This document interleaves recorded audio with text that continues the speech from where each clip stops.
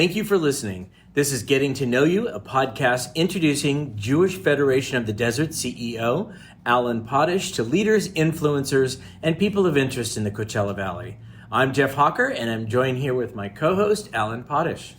Jeff, good to see you. Great to see you as well. It's been a great week already. Yes, yeah, you were in Israel a couple weeks ago. I got back, and what's going on? I'm excited for today's interview. Who did you... Today we have Corey Roskin, and he is a literary organizer, and specifically, he does an event called Pride on the Page, and we are so thrilled that you're here today. Well, thanks for having me. I appreciate it. Corey, it's nice to meet you. We had a chance to talk a little bit before we started this podcast. You hail from Illinois. You spent many, many years in LA as a community organizer. Mm-hmm. Is that a fair analysis of your efforts? Pretty good, yeah. My childhood and teen years were in Skokie, Illinois, just outside of Chicago, a big Jewish community, for those who know. And I have spent my adult life, almost the past 42 years in Southern California, a large chunk in LA.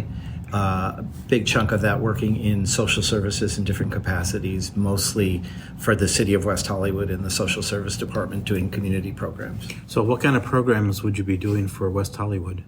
And I have to be honest, I don't really know East, West, North, or South Hollywood. I know the sign, that's about it. Well, I know a lot about it because my friend was the vice president of sales and marketing. And when they annexed West Hollywood away from Hollywood, they took all the best parts. Yeah. So is that the hip area? It's the very, very hip area. It includes the primo area of Sunset Strip. Oh, awesome. Okay, so back to you and your work at West Hollywood. Well, technically, not to correct you, but it was annexed from the city of LA. Yeah. And it was part of the county, and it's a tiny city. It's 1.9 square miles with about 36,000 residents. So in social services, we funded about 30 plus programs over the years that provided services to the community. And since this is the Federation, I'll mention among them, we funded Jewish Family Services. They ran our community center that was primarily serving seniors and people with disabilities, and we had a nutrition program that we funded and so forth. And then we had LGBT programs, health services that we funded, a free clinic, homeless services, etc., HIV services. So there was that, and then I did a lot of community programming around various issues where we did special events, speaking engagements, health fairs, kids fairs, etc. So you brought the community together around certain themes. Yes. What was your most successful theme and event that you did over the past few years? If you don't have an answer to that, I'm always intrigued by people who organize things because I went to something last night that was hyped up and it only had like 20 people there. Oh, wow. And then I've been to things that have not been hyped up that have had 1,000 people at. So I would say our senior health fair was always well populated. We did a children's fair as well with a lot of representatives from the schools and people from the kids and youth community. I did some really good programming around HIV services and World AIDS Day events. And then at a certain point, one of our council members wanted to do a book festival, and I and another woman with many people in the community oversaw the West Hollywood Book Fair for 10 years, and that was a very successful event. And by the time we had gotten to, the 10th year that we did it, it was an all-day event with close to 50, I think we had 14 stages and about 300 authors, artists. Amazing. Yeah. So that was probably my most challenging program. So I'm really much into books and book festivals. As the Federation, we're partners with the Jewish Book Council, and this year we have many authors coming to town from the Jewish Book Council. I'm excited to have you be a part of that. Yeah. But Jeff called you a literary organizer. What does that mean? That's a new title. I made it up. Well, since the book fair, so it's been about almost 22 years. After I did the West Hollywood Book Fair, I started, outside of my professional life, I worked on a lot of book events. So I worked with the Lambda Lit Fest, which was for a few years in LA. I've done things with the Pasadena Lit Fest. I've just done a lot of other things with authors. I've moderated panels. I've interviewed authors. I've done book clubs where I've brought authors in. So I've just done many different things with literary programs, with authors. and books. So how'd you come to Palm Springs, and what is the Pride on the Page? I came here in May of 2020. I had retired a little early, in March of 2020, and I moved here. And I went to the library a couple years later, the Palm Springs Library, and I said, is there anything I could help you with, just as a volunteer? And they had a vague idea at the time of doing a LGBTQ literary festival in conjunction with Pride.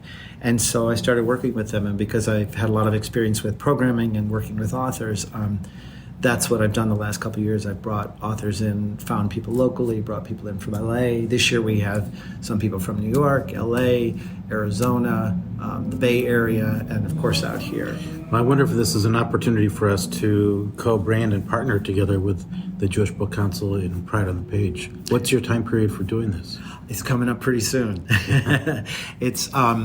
It's a full-day event on October 14th at the Palm Springs Cultural Center. That is soon. Yeah, it's really soon. And it's close to 50 authors on panels. Really? Yeah, and it's free to attend. Is this all at the library? No, this will be at the Cultural Center. How many stages for 50 authors? Well, there are 2 theaters we're using there, and there's things throughout the day. So there are panels that will happen at different times, but it's concurrent programming. And then the night before, there is a paid event, which is a fundraiser for the Palm Springs Library Foundation. And I'm on the foundation. The foundation is the key sponsor of the event. And we're featuring Armistead Maupin, who wrote the Tales of the City series. And that's that costs a bit because it is a fundraiser. But the full day of events on Saturday is free. And it's 48, I have to remember, authors and writers that are participating. On any theme or just? Different themes. There's fiction, there's memoir, there's young adult panel, there's one on sort of love, sex, and intimacy. There's a couple special guests. Is Dr. Ruth coming for that one? Unfortunately, we couldn't get Dr. Ruth. She's one of my favorite speakers. She's great. She's wild. She's a fantastic speaker. And then we have a couple of special guests that we're featuring. One of them is, if you remember the incident in Central Park where the guy was bird watching. Oh yeah, it's a great story. And he has a great memoir. Memoir. I read it, and he's going to be featured at the beginning of the day.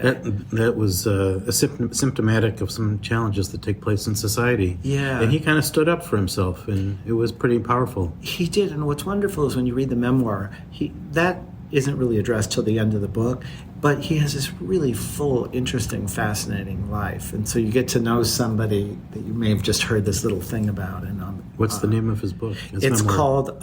It's okay. If you I have to look. No, I do have it. Better Living Through Birding: Notes from a Black Man in the Natural World, and he's also a LGBTQ community, gay guy, so it sort of fits in with our theme. Wow. And he refers to himself as a proud blurred, a black nerd. He calls himself a blurred. Well, so that's Saturday, October the 14th, and this will air before that. So people should put that on their calendar. All they have to do is go prideonthepage.org, and all the programming's there.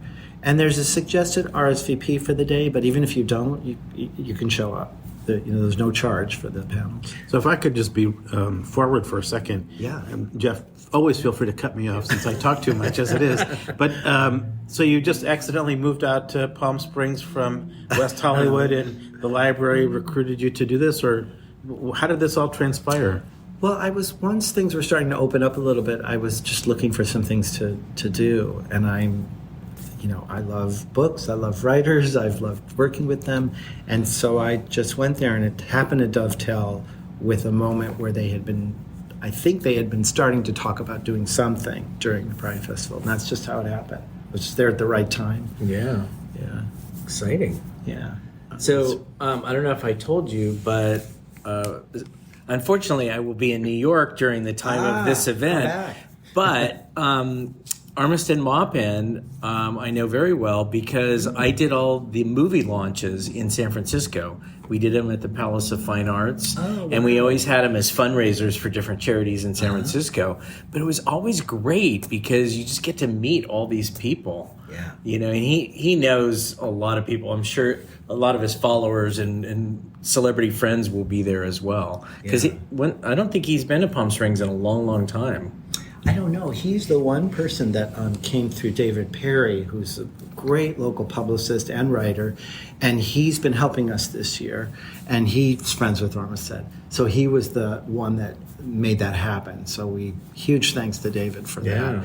So yeah, David, and then my collaborator at the library is Julie Warren. She's the library and public services manager. And she's been there for a long time. Whole lot of work on this. So great. And I know that they're going to be renovating that building at some point too. Yeah, the library got a little over $6 million, I think, grant through a state library. I'm going to say it wrong, some sort of foundation grant. And then the city has matched it. And there's an architect that's been hired, and then there will be plans and there will be reviews. And then the foundation that I'm on, we're raising money for all the other stuff inside, because they'll be dealing with all the infrastructure and redo the building. And then we're raising money for chairs and tables and computers and things like that. I hate to be negative about this, but, It's okay. but I didn't know libraries still had value. So thank you for doing that. And I say that humorously, because I've been a part of many communities where libraries, are basically homes for people who have no place to go during the day, and not necessarily to read.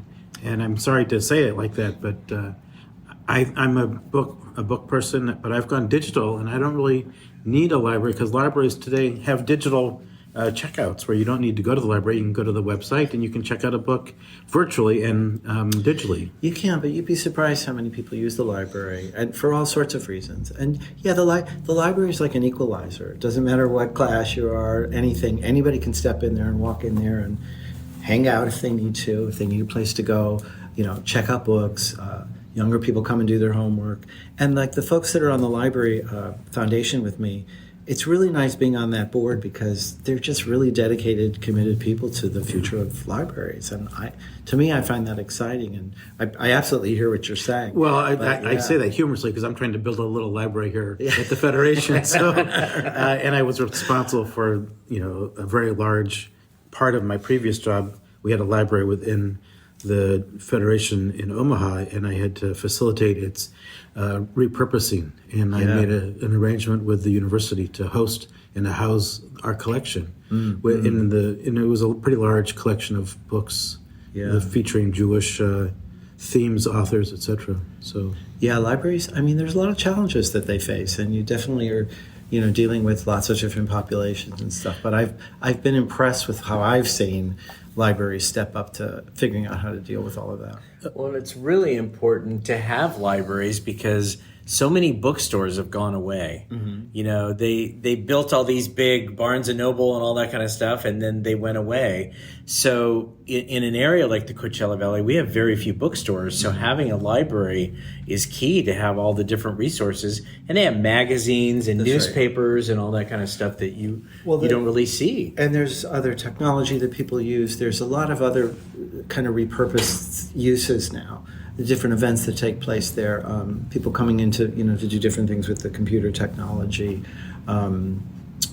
youth programs, things that are even unrelated necessarily to books maybe, but maybe films, maybe special speakers. And so there's a lot of repurposing in many good ways to really keep those places vital and community serving. I agree with you. I think the libraries are a central location for most communities. And as I've traveled around the world, I've always looked for the libraries as my kind of, regrouping site. But also the librarians are some of the smartest people I've ever met. Oh, my God, right? They know everything about everything. And it's amazing. If they don't know what you're asking about, they'll find it for you pretty quickly. So as a resource, librarians, thank you for being librarians, and thank you for having a place to work, because you do provide a great service, even if we don't appreciate the books. 100%. Well, I think what you're doing with Pride on the Page is great, and bringing 48 authors to the Coachella Valley over a two-day period of time. I hope we can promote more of what you're doing. Thank you, and I'll say, I hope people check out the site. It's a really diverse group of people in all respects.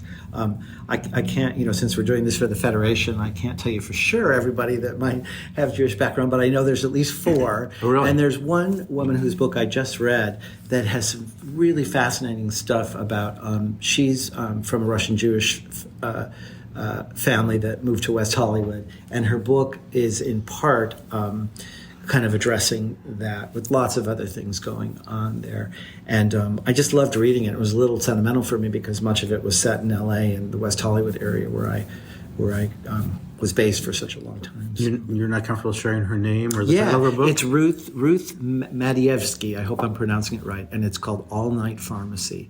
And it's a pretty dark book, but it's hopeful, but it's really fascinating. All Night Pharmacies are critical. I don't know what the book is about, but yeah. So, well, thank you for sharing that. Anybody else you want to highlight that you want to? Yeah, any other sponsors or anybody that you want to talk about? The city of Palm Springs, are they supporting this event? And yeah, the city of Palm Springs is supporting it, and they've helped out financially. And in terms of Palm Springs, key bodies, it's the city and the Library Foundation that I'm on is really a key sponsor, and of course the library. And then there's some others, the hotels and. KGay and the center, and I'm sort of blanking on some of the others, but there's quite a few people. So is there a website people can go to, one, to register, two, to find out more about the festival and other things about the foundation? Yeah, it's real. For the festival, it's just prideonthepage.org. For the foundation, it's just Palm Springs Library Foundation.org. And how long have you been on the board since you got here? A little bit longer after I got here. It's probably been about a year and a half, I think. Okay. Yeah. So you moved here like right about when COVID was flaring up. I retired. So that must have been fun. Well, my retirement date was the last Friday of March, but it was in. Oh, wow. I knew that at the end of 2019. That seems like forever ago, but all of a sudden the world changed within. Because I worked for the Palm Springs Tourism Bureau when 9/11 happened, and we only really shut down for like a week or so. COVID, it kept going on and on and on, and we're like, when is this going to end? I mean, COVID was the world, so everybody has their own story of what that meant for them at that time in the beginning and then throughout. Have you found that writers have talked about that much? So, That's a good question. Some, and probably more are. I don't, sometimes things come later. Some people in the immediacy, they're writing articles and stuff. I saw a film last night at the Cinema Diverse, the opening night, and COVID is addressed heavily in the kind of the latter third of the film. Wow. It's a funny thing because you kind of don't. It almost feels like, oh, do I want to go through that again? Right. Like that. I don't know if you watched the morning show, but the second season was there was a whole COVID thing in there, and I was like, oh, do I want to live this again? So, I don't want to live COVID again. No. Although as an introvert, it didn't bother me so much. Right? It's good for the introverts for sure. I kept my distance, continuing to keep my distance from people. But Corey, I want to thank you for coming in. Yeah, thanks for having me. Looking forward to learning more about Pride on the Page in coming years. And if there's a way for us to share authors when they come in, I'd like to be able to do that with you. I'm always happy to chat about that. And congratulations on all the stuff that you're doing here. I mean, there's things that I'm just learning, and I look forward to learning more. Well, our Jewish Community News is available usually all over town, and you can subscribe to it if you want as well. Perfect. I'm going to have to do that to make sure I get it. Awesome. This has been great to have you on, Corey. Corey Roskin is a literary organizer of prideonthepage.com or .org. prideonthepage.org. So thank you for coming in today. And thank you for all of the listeners out there. This podcast can be found on Apple Podcast and other podcast forums. Jeff, thank you very much again for putting together a great interview for us today.